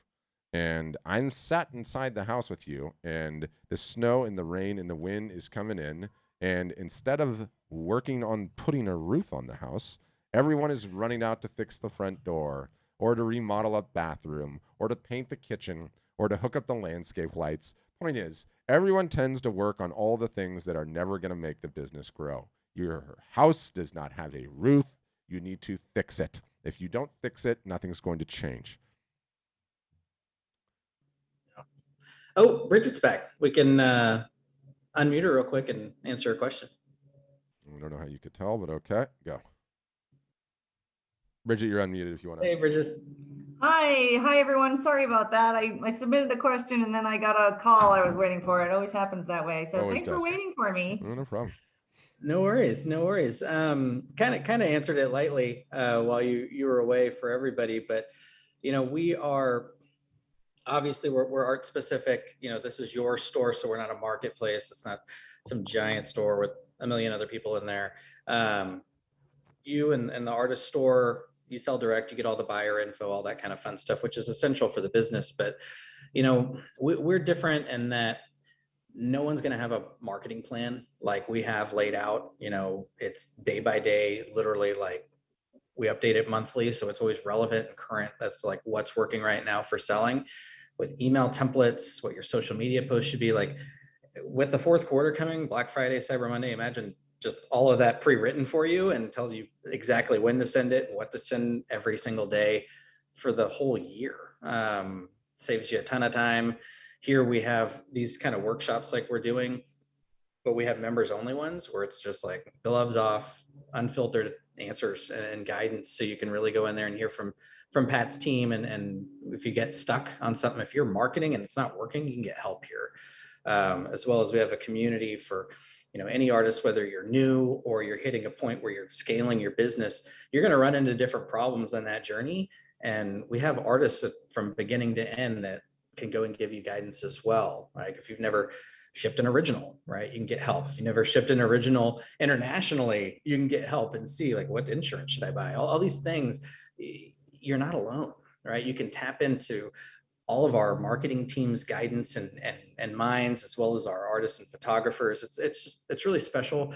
And we also have these websites that built specifically for selling, top to bottom, right? There's a lot of other things out there. Here's a website, they add a shop button, doesn't cut it. It just doesn't. Like, you need features specifically for selling. And here it's a marketing plan and a website that are together, right? I like what you said about it. Just, you know, you don't have to think about it. You don't have to wonder if you're doing the right thing. You just step by step. Because I'm here for a friend. I think I mentioned she's a very established painter, but she, you know, does a little bit of this, but she's not comfortable. She doesn't really want to focus on this, but if it's laid out easily for her, then maybe that's a better way for her to go. Much more doable. You know, I don't know if this is your first session, but, you know, Pat's mentioned a lot of our clients have full-time jobs too. And this is something they're growing to switch over or for retirement. And again, we've got everybody in all different circles that just trying to sell art. But yeah, I mean, having those things prepped, like most people working all day, and then at the end of the day, you go home and, hey, now write an email from scratch and figure out the subject line and all that. Like, nobody's going to do that. We found that, right? It's like, well, we'll do it for you. And here it is, right? Just fill in your info. And we're really just trying to make these things doable and make sure you guys are kind of fishing in the right ponds. There's a lot of other shiny, you know, social medias and things like that can be big distractions. And if you guys are wasting a lot of time there, you're not going to see a lot of success. So Pat and them are making sure, hey, like, do this. This is what we see working, because we have people actually selling there, and you guys can do that too. So take a lot of the guesswork out. It is like hiring an assistant to go do a bunch of research for you, build up these materials. Way of putting it. Yeah, good. Give it here. So yeah, and because in the beginning, for a lot of these businesses, for a long time, for an artist, it doesn't make sense. It's not economical for you guys to go hire a marketing team or a marketing person specifically to do that, and a rep and all that. A lot of these solopreneurs, is that what you call them, Pat? Yep. Is what you guys are doing. You kind of build this by yourself. So we really fill that void to make it a lot more feasible for you guys to consistently market and grow your business gradually. So And then for the people who work and everything, I mean, we have other services. We have this whole agency that we've built out. Like, a lot of people are trying to get up for the fourth quarter, of course. We have a service where we can actually just set the site up for you, get it live. If you're like, I want to participate this time of year, but I just don't have the time to do that painful thing of making a new website, we can set it up for you. We have options for that stuff. We even have options that are like white glove services where we actually just run that marketing calendar for you now too. So again, we're really adding and evolving things to help you guys just make it easier, make it better, and make our clients more successful, because that's everything. That's our mission. All right. Well, thanks. That was a really great answer. Really helpful. Thank you. You're welcome. Thank you for joining us. All right. Anyone else? Questions? Questions on this lovely Friday? Can be about anything, this, that, the other, marketing related. William, I can't tell if you're clapping or if you have a question. I'm going to unmute you anyway, William. In the event that is a question instead of a clap, I will take either. I will take either though, William. Okay. I have a question. Okay, we'll take it.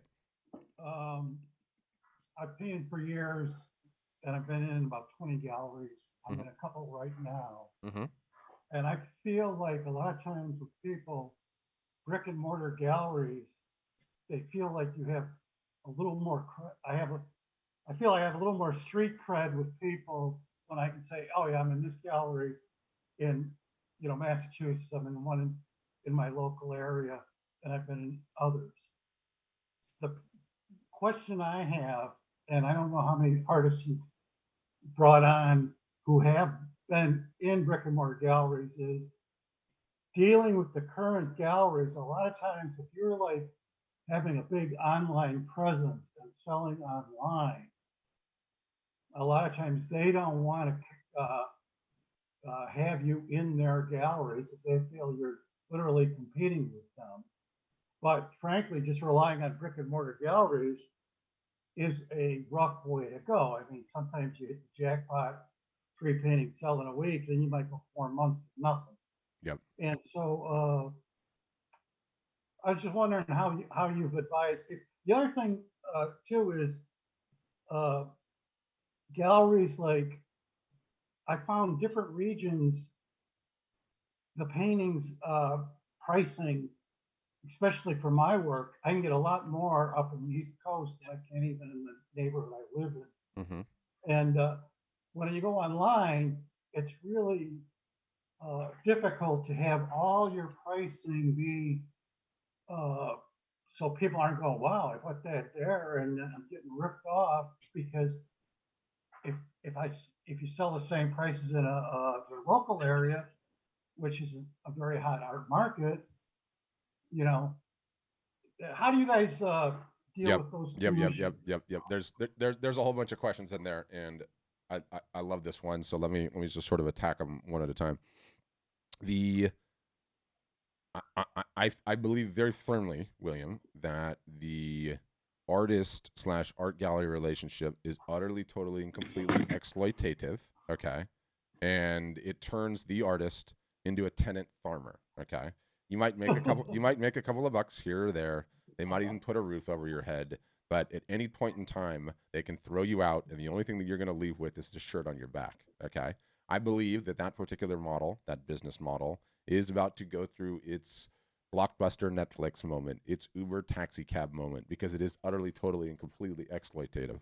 You asked me, you started this thing out saying, like, I heard that, to be, if you're in galleries, you have a certain level of prestige that is important for sales. If I drove to your house right now, picked you up, and drove you to the local ATM machine, show me the button on the ATM machine for prestige. It doesn't exist. There's a reason it doesn't exist, okay? Because it's bullshit. The only thing that matters is regular and consistent sales. And that if you're in this business for any period of time, what you start to realize is the easiest customer to get as an artist is the one that you already have, okay? Is repeat sales.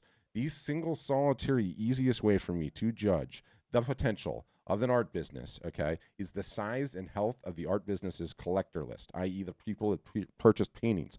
The problem is, William, you don't have any damn idea who has bought your work unless they bought it directly from you. Okay. And that is not sustainable long term if you really want to build a business. It's extremely difficult to put all of your eggs in a gallery basket where you don't control anything. You don't have the say so. There's no consistency to it. And I don't like that model. I find it to be exploitative. Now, we have to live in the real world, right? Because these things are providing income and revenue for you right now. And I also have to look at it and say, I've never met a revenue source I don't like. So how do you navigate putting your art up on a website? And how do you navigate putting your art up on a website and engaging in marketing? And what does that look like in terms of the gallery relationship? Well, there's no one size fits all there, right? In some cases, if I have a gallery that's doing extremely well, i.e. providing me 50, 60, 70, 80, 90, $100,000 worth of income, I say, look, I understand that you don't want me doing this gallery, and I understand that we're in this together, and I understand that you're bringing me a tremendous amount of income, but I also know I need to work on my marketing, so let's do this. We'll keep the 50-50 split going on. If they buy from my website, it will be the same as if they buy from you, and I will mirror the prices. Okay, fine. Very easy to do in a one-on-one relationship. What if it's one on many different galleries? It becomes a little bit more convoluted and difficult, right? And so you kind of have to negotiate on a case-by-case basis. But you know, you just don't own anything. You don't control anything when you're in the gallery. And then also the issue of pricing is not an issue of pricing at all. Many, many moons ago, okay, don't make fun of me for this. It was only 1 year, okay? And it was like 14 months. I owned a furniture business, okay? And one of the primary product categories in the furniture business was mattresses, right? And you had like the big brands like there that were like Sealy and Serta, right? And the trick was for those folks, they would make like 50 of the same mattress, all with different brand names on it, right? Like one would be the Dreamliner and one would be the Queen Double Pillow Top or whatever. And so these people could advertise prices on them and never get in trouble because technically it's not the same bed because it had a different name on it, right? And so in your case, it's like, look, you have 6 or 7 pieces that are in that gallery up there in the Northwest. You have 2 or 3 pieces that are in that gallery in your hometown. Well, guess what? Those are not going to go on your website, okay? And if they do go on your website, they're going to go on your website as limited editions or prints and not the originals, right? Or maybe they're not on your website at all and you just put some different work on your website. Either way, you're marketing the entire time, right? Either way, you're starting to build your own collector list. Either way, you're starting to build your own email list. Either way, you have people to reach out to when those galleries close because the freaking Delta variant sprung up, right? So you know, you can't put all of your eggs in that basket, William. It is not a recipe for long-term success. It is no joke. It's sharecropping, modern day sharecropping. It really is. Okay, thanks for the advice. Easier said than done. William's like, you snot-nosed punk. Do you realize I've been selling through galleries my entire life? It's worked. It's been fantastic. I haven't done any marketing. You're telling me I now have to do marketing? But it's been hard to get into the galleries. I mean, it's really hard. Really hard. It's not like a cakewalk getting into a gallery. I mean, no. I've worked long, hard, and the other problem you have with galleries too, and this is why I'm on this today because I'm researching my other options. Is they're gatekeepers. Yep. You could bring in 7 paintings, and the gallery owner happens not like the pink in one of them or something like that, and they go, that won't sell here. And I've had that happen where I brought stuff in, they go, it won't sell, and I said, well, take it anyway. And then 2 days later, it's sold. So you're going through like, oh yes, you're going through like these people that are a block between you and the customer. Yes. Yep. Yeah. The gallery controlling the artist thing is one of those things that like really upsets me. I mean, it's like if they're not going to sell enough for you to make a living from your art, then they shouldn't be able to control you. You know what I mean? It's like, yeah, if you're going to sell enough of my art for me to make $100K a year, cool, let's do that. But that's not happening, right? There's just a sale here or there, and they also don't want you to sell anywhere else. It's like, that's not good. That's not good for you. You know, they're looking out for them. You know, we want to give that power to you guys, and that way you can know your buyers and sell consistently. You know, every piece you've ever sold in the gallery, if you had the email of the buyer, you know, and you paint a new piece and you could email them and say, hey guys, I just released this. I wanted to give you guys the first crack at it. A lot of people with us, they pre-sell their art that way. And that's stable. That's a consistent business for yourself. That's what we want. No 50-50 split on those sales either. Yeah, it's just exploitative. And oh, by the way, it was exploitated before the pandemic. What happened after the pandemic? Half of them went out of business. Well, Yeah. did half of the artists all of a sudden disappear? No, they didn't. So now all of a sudden, the gallery is like, I used to have a pool of X amount of artists. Now I have 5X amount of artists. So it sounds like the 50-50 is no longer necessary. Let's go 60-40, right? Like, how are you going to make it like that? You're just not, it's exploitative. It needs to die. It needs to die. They have exclusivity I know. in local areas. I know. I'm like the gallery I'm in my local area. I have a 35-mile radius. Yeah. I am not allowed to sell in. Put a geofence around you. I mean, it's like, right. yeah. I mean, it sucks. Yes. Yes. Yes. William, it would take you, in my estimation, just not knowing your technical acumen, not knowing your desire to work on the marketing, right? But in a perfect world, you're probably 3 years of grinding on your marketing until maybe even less than that, because the 50-50 split is so damn exploitative, right? Like once you start going on your own and you sell like 3 or 4 pieces where you get 100% of the revenue, like, oh my God, it's staggering, right? And I go back to this result, like, so where is he? Hold on, let me pull this up because it's better visually.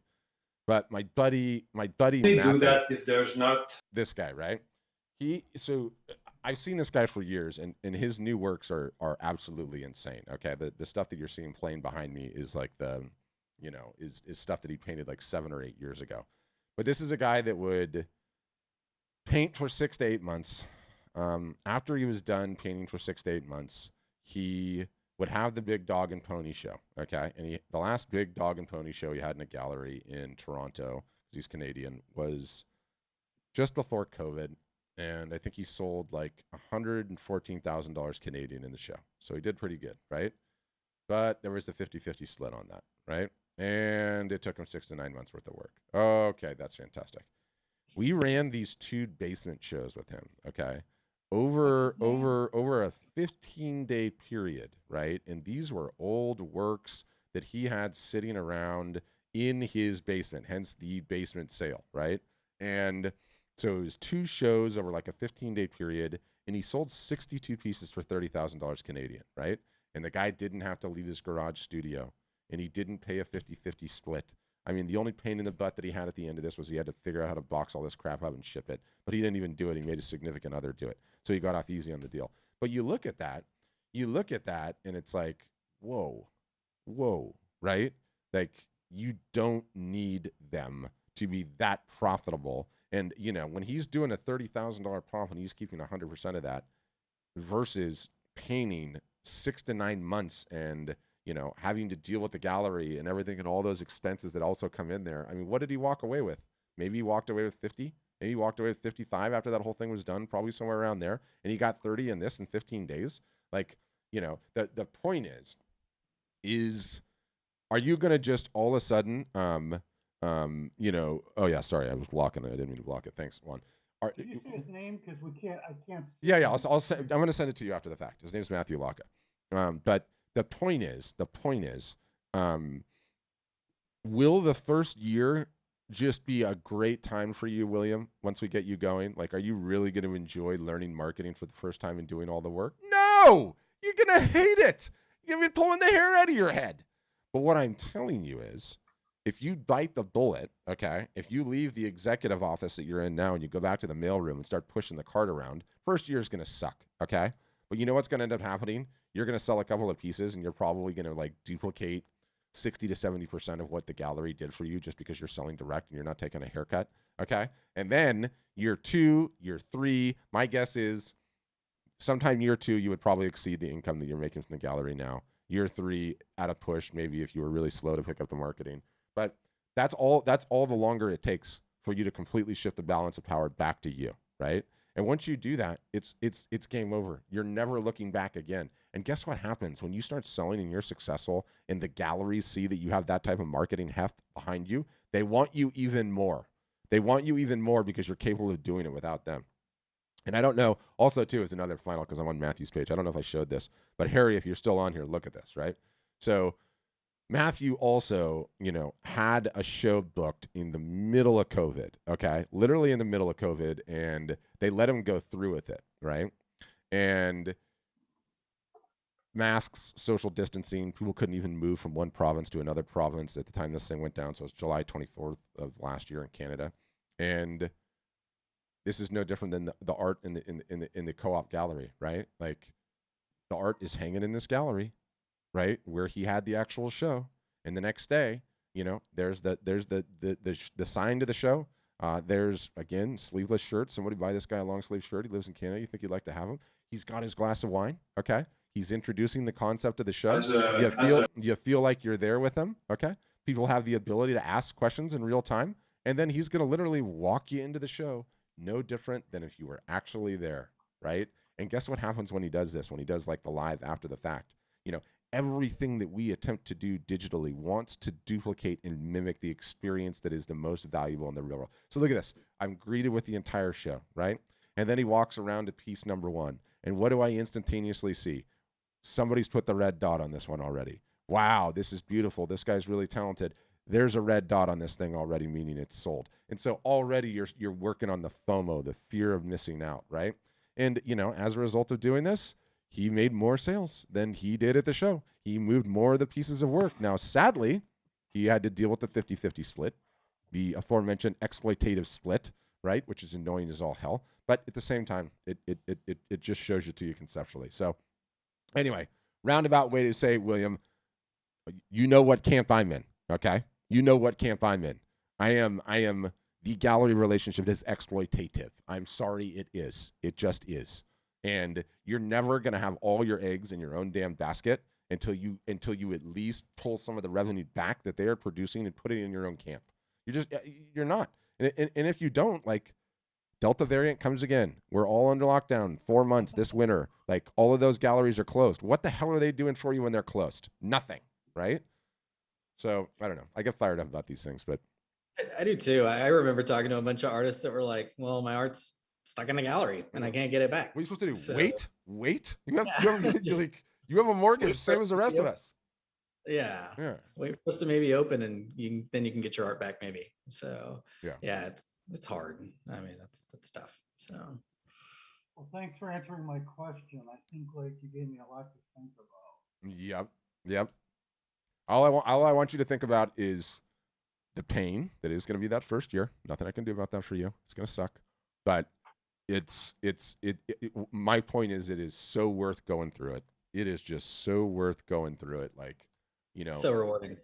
Well, it's not that. It's like once you do the work and you build your list and you start to get some momentum and you get a social following and you sell a couple of pieces and you have a couple of live art shows and you start to understand this whole entire process, you're just like, oh my gosh, I utterly, totally, and completely control my own destiny.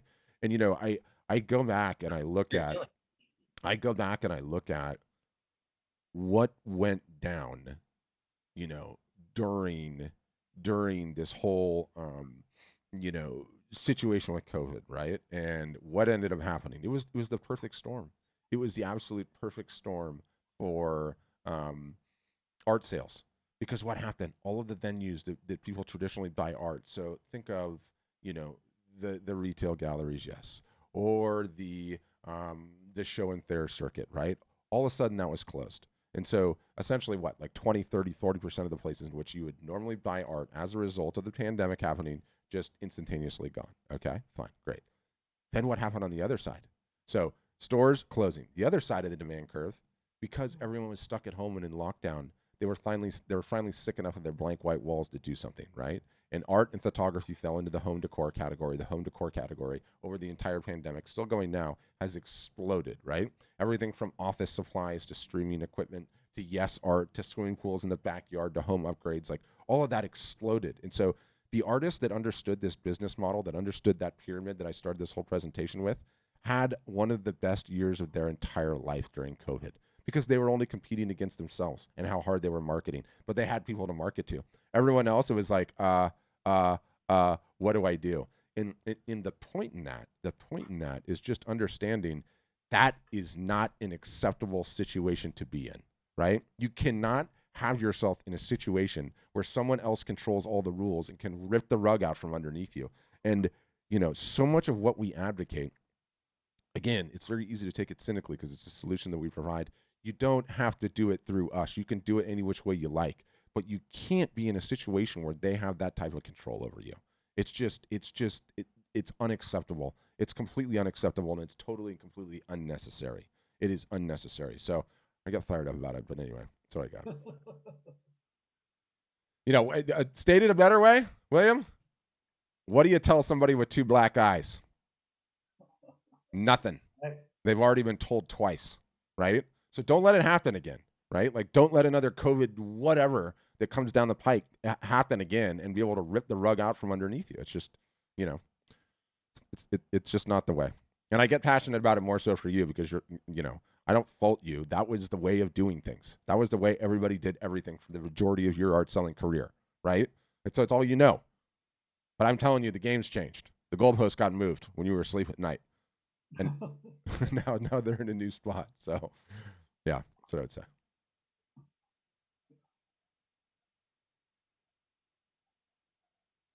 But at least go see a demo and see what the pain looks like that you would be getting into. I mean, I say the first year sucks because I say the first year sucks to everybody because I don't like sugarcoating it. You have to figure out how to do it, right? There's no shortcut to doing the art. But once you do, it's pretty amazing. It's pretty amazing what's on the other side. By the way, I wanted to pull this up because I love showing off this guy's art. So this was the big show, the last big show that Matthew had. Where, the full dog and pony in the gallery, all the crazy pieces, all the crazy prices. You can see this guy's portraiture is like insane. But now he doesn't have to worry about going to the gallery. Now he can just sell this stuff direct. He doesn't even have to leave his house to do it, which is sort of amazing. But he does some crazy work. Anyway, that's what I got. Stop share. Was I screen sharing that whole time? I don't even know what I was doing there. All right. Thank you, William. You're welcome. Thank you. Yeah. I think Patricia's got a question. Okay. Yep. Go ahead, Patricia. You're up. Thanks. I just had to unmute there. No worries.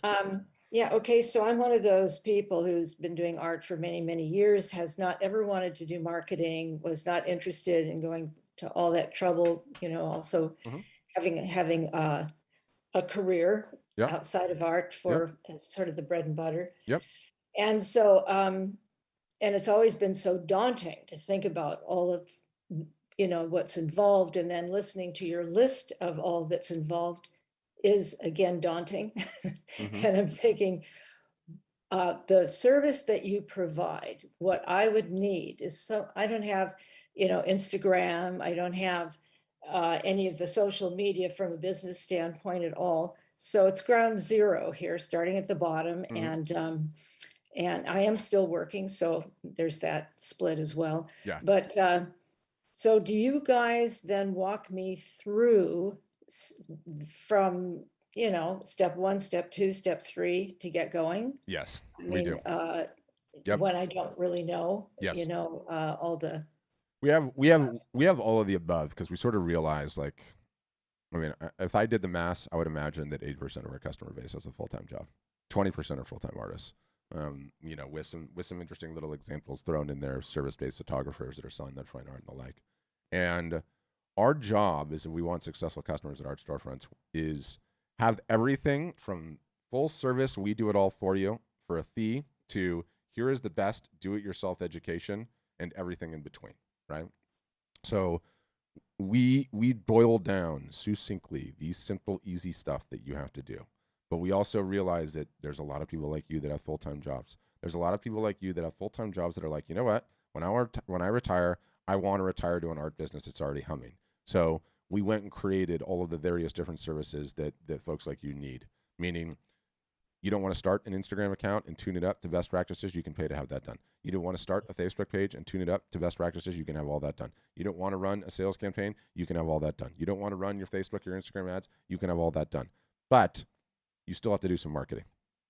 So there's a balance. But yes, we walk you through the entire thing from start to finish. It doesn't matter that you have a full-time job. Many do. It doesn't matter how many hours a week that you have to throw at your marketing. You give what you can give. And what we do is we keep you accountable and make sure that what you give consistently. You don't put in 4 hours one week and then wait a month and then put in another 4 hours. You give us 4 hours a week, 52 weeks a year. I'm just kidding. You can have some vacation time, 50 weeks a year. But other than that, it's 50 weeks a year, year after year after year. And that's the only thing that actually builds a business. They don't tell you about that in art school, but that's the only thing that actually builds a business. So if you want to go from hobbyist and you want to turn it into, something representative of income that can help you in the future, then you have to make some of those sacrifices and do them. That's what I'd say. Okay, thanks. I just wanted to know that you're going to hold my hand at the beginning of this thing. Oh, Patricia, it's way more than hold your hands. I wish hold your hands was enough. We have to hold hands. We have to poke. We have to prod. At times we have to harass. We have to put you all in groups where everyone keeps everyone accountable, call it cohort-based learning, where you're going through it with a whole bunch of your peers at the exact same time with the exact same set of goals. And then we have to have a private Facebook group where we continue to encourage you. And do you know what I realized? Like, I'm not kidding. I said this with the CEO and we had like this internal communication system called Slack. And I sent him a Slack message. I was like, do you realize 50% of what we do are pep talks and the other 50% is tactical marketing education? I'm not kidding. The pep talks are just as important as the tactical marketing education. Like the goal is success and keeping you guys focused on doing it. Without the pep talks and the encouragement, the marketing tactical never sets in, right? You have to have both the entire way through, and it can never stop, and it always needs to be there. And we realize more and more that's the ballgame. That's what it takes to create successful artists. Do you notice the theme, Patricia? Every single solitary person that's come on this call today, okay, said the exact same thing that you did. I'm getting started. I've been at it. I've never wanted to do the marketing. I've never taken the marketing seriously. I've always been terrified of the marketing. I've never marketed consistently. It is endemic. It is the only problem. 99 out of 100 artists suffer from it. One unicorn now and again that I see, it's like, whoa, this person is really, really good at marketing and really, really good at art. Put them in a museum because it's not normal. Okay. Everyone else has this issue. So it's where all the ROI is. It's the only thing that needs to solve for. Well, thanks. Yeah, I think the pep talks are important because we work alone. And so we're the only ones to kick ourselves forward. And, you get tired and you say, I'm just going to take a break. And it doesn't get on the agenda enough. No. It doesn't get pushed forward when one's on one's own.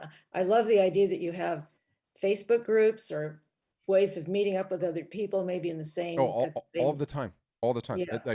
We literally have come to realize like it is so important. It is such like a critically important component to the whole thing. Like if you don't have that accountability structure that comes from your peers, you're never going to take the steps. Because look, this is very easily solved for in a company, because in a company you have a water cooler and you have employees, and when you're having a bad day, they're having an up day, and the rising tide lifts all boats and the likes. But when you're at it completely alone, that's hard. That's really, really hard, right?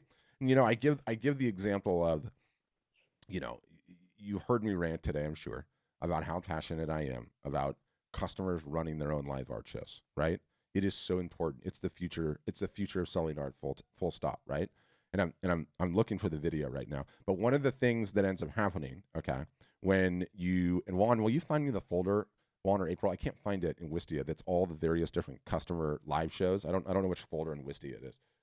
Anyway, so my point is, people are terrified of being on video. People are terrified that they don't have the right equipment. People are terrified that they need hair and makeup and this and that and everything else to do a live art show. When I try to get my customers to do it, almost none of them will do it, right? And so I have to keep figuring out ways to solve it. And so we do a contest, right? And you get incentivized. I give away free agency services to just get everyone to run a live art show. And I got all of these people, thank you, Juan. I got all of these people to run a live art show, okay? We had like a whole ton of our customers run a live art show. And it's amazing, right? Because you look around at this group and you're like, wait a minute, all these people actually look just like me, right? There's no difference. I'm on the wrong tab here. And the funny like little serendipitous things that end up happening along the way, I got to see if I can find this one. But we had one gal early on. Okay. Instagram only films this way. It doesn't film this way, right? And so if you put your phone on a stand like this, the live art show would look like this. Here's my piece, right? And so early on, she did her show like this. She had no idea, and then shared it with everybody, and everybody starts laughing, right? It just sucked all the tension out of the room, and everyone's like, you know what? Okay, we can totally just do this. And do you see this? Do you see how many people in various different niches? Hey, I just finished this piece. Okay, so I have literally like one after another after another. None of them had ever done this before, right? Good evening, everyone, and thank you for showing up to my show. Oh, Jeff was totally polished there. Anyway, the whole point that this went down was that everyone was doing this at the same time, right? It wasn't like in a vacuum. It wasn't, her audio was terrible, right? It wasn't like in a vacuum, like go do this on your own and like post it afterwards. It's like, guess what? Good afternoon on this Labor Day. We're all doing this, I'm Patty okay? Stewart. We're all doing this right now. None of us have done this before, okay? We are going to say some ridiculous nonsense. We are going to be nervous. We have no idea what's going to happen. And do you know what? I got like 90 people in this contest all to run one, right? They ran their first one. And guess what? It's literally a teach a man to fish moment, okay? They're going to feed themselves for the rest of their lives as a result of this because they're going to just keep running show after show after show after show after show. And we just keep learning more and more and more and more. I'm trying to look for the sideways one. Where is the sideways one? It's so good. But the whole point is like this is what actually changes the game. This is what actually moves the needle. Like if you want to get people to do this, oh look at Jerry's. I want to see Jerry's. I think this guy's work is so interesting. Well, here I am again. This is Jerry Hardesty. It's like every one of these people look just like everyone that's on this call, right? Like if they're doing it, why are they doing it and you're not doing it, right? Because it's really hard to do this stuff in isolation, you guys. Like I said, like with the trainer analogy, you need a trainer. You need a trainer that's going to keep you accountable. I can't find the doggone sideways one. I shouldn't make fun, but it's these little things that happen, okay, along the course of this that like it makes the difference. You're like, okay, look, if that person did it and they were that embarrassed and they were that nervous, and you know what, I'm going to go and do it, right? I'm going to go and do it. And guy, it's just what changes the game. Anyway, you got me ranting.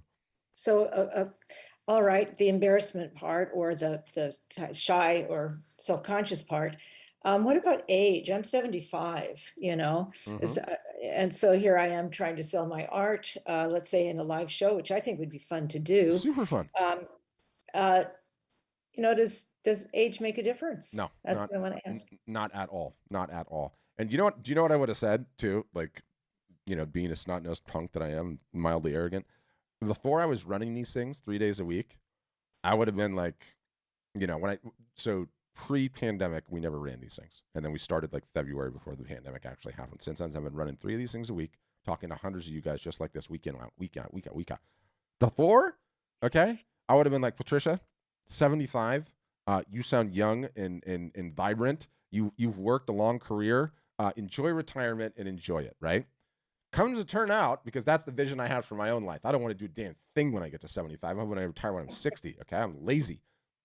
But after being on these like sessions one after another, I get people on here routinely in their 90s asking me questions about how to sell their art. And you get that, you have that happen enough times, routinely in their 80s, routinely in their 70s, routinely in their 60s. I sit there and I go, you know, pardon my French, holy shit. But you guys don't ever go through like midlife crises, right? Like it never changes. Like if you're a creative and you're creating art or you're creating, you know, photography, like that'll never stop. It's not like a switch you can turn off. You're going to be selling this stuff for the rest of your life.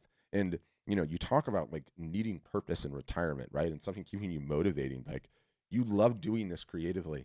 You potentially have decades based on the case samples that I've seen left, you know, potentially decades left to do this, at least a decade left to do this. Like, let's say conservatively, right? So when I look at that in the terms of perspective of that, like, and the fact that it's there to give you something motivating and getting feedback on your work and everything else, I had a total like, you know, a change in thought on it. It's like, no, 75 is not too, like, not even close.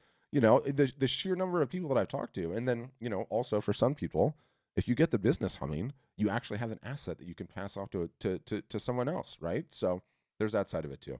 So Yeah. Thank you for that. Yeah. Appreciate it. Yeah. Makes me think I should take up photography, but I really, I'm just telling you right now, Joseph, if I retire at 60, I'm not doing a damn thing. So sitting around drinking beer and watching my grandkids. Okay. I'll be fried out at that point in time. But anyway, that's what I would say. But it is so interesting to contemplate, like, how late into life that you can potentially be doing this. And by the way, Juan did me a solid. I'm not, as the English say, taking the piss on this, but I just think it's hilarious. Okay.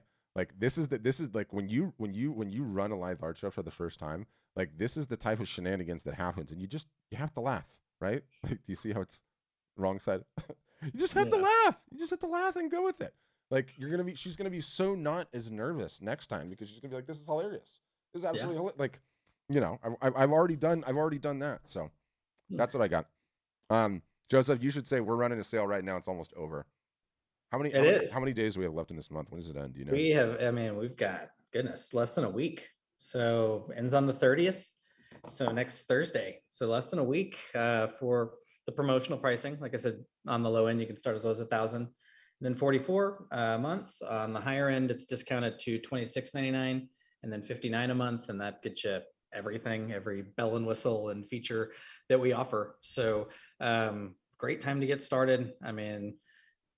Just get in the game. That's what we say. Get in there, do a live, get your art out there, market it, and see what happens. Because all the activities happening right now, and good price. And we definitely encourage you to just get out there and play. Whether with us, we'd love it. If not, find your way. But get your art out there. That's what it's all about.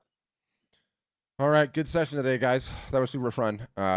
After this thing's over, sometime after it's over, a couple hours or so, we'll send you an email that'll have the video from the session, any of the links that we mentioned for this, that, and the other.